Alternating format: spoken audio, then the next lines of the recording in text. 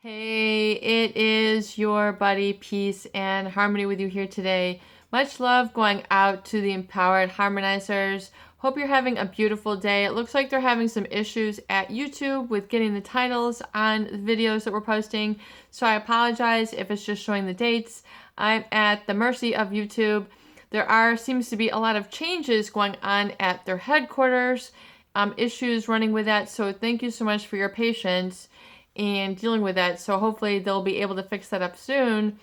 And beautiful empowered harmonizers, I want to zoom in and focus in today on a great viewer question, and that was to ask about the covert narcissist and why are they so evasive? Why are they so not present? Why are they so avoidant and unaccountable in relationship? Well, you can imagine that if there is a personality disorder with someone who has an empathy deficit, which meaning they really don't have a prioritization or an interest in understanding or connecting to the feelings, needs, wishes of or desires of another. To them, it is a devalued or unimportant activity.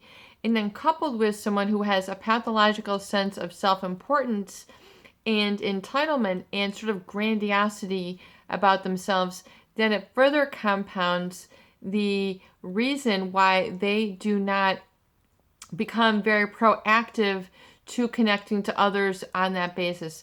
They become only connected to others in the way that they can ingratiate them or make them look good. So they're the takers of the world, not the givers. So it's very important for you to see that in those terms, in that terminology, because it can really help you get your head above water and see if this is what you have been going through.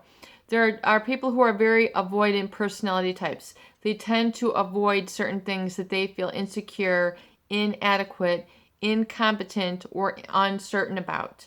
Sometimes people are not good at planning for retirement, or they're not good at cleaning their home, or they're not good about taking care of their health or going to their doctor visits. So they become very dependent on others to make this happen for them.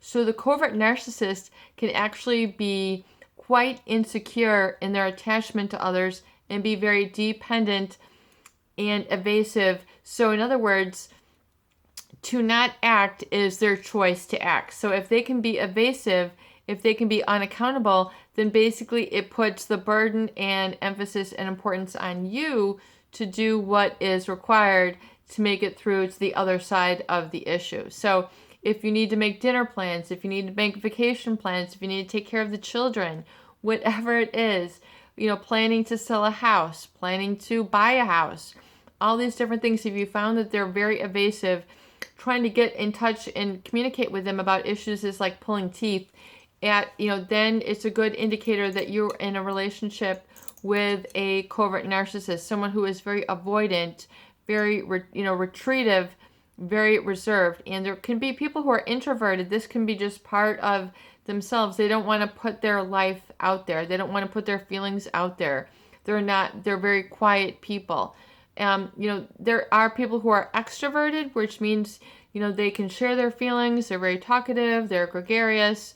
You kind of know where they stand. They're very transparent, and oftentimes they're very approachable.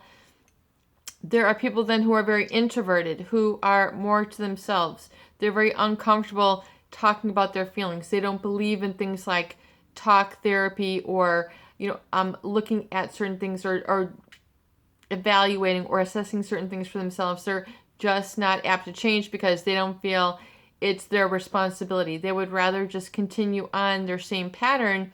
And remember that the mind and body likes to stay in patterns. It likes to stay in a groove. It likes the familiar. That is the circuit. But if you are able to then break that cycle of that and then get to the unfamiliar, then you will find that that's when change begins to occur. When you begin to avoid the evasiveness, when you begin to avoid, and then confront your fears, when you begin to, stop the avoidance or stop the evasiveness, or just say, I have reached my tolerance level and I cannot tolerate this evasiveness. I need an answer and I need you to step up or be proactive. And kind of making these statements and these ultimatums.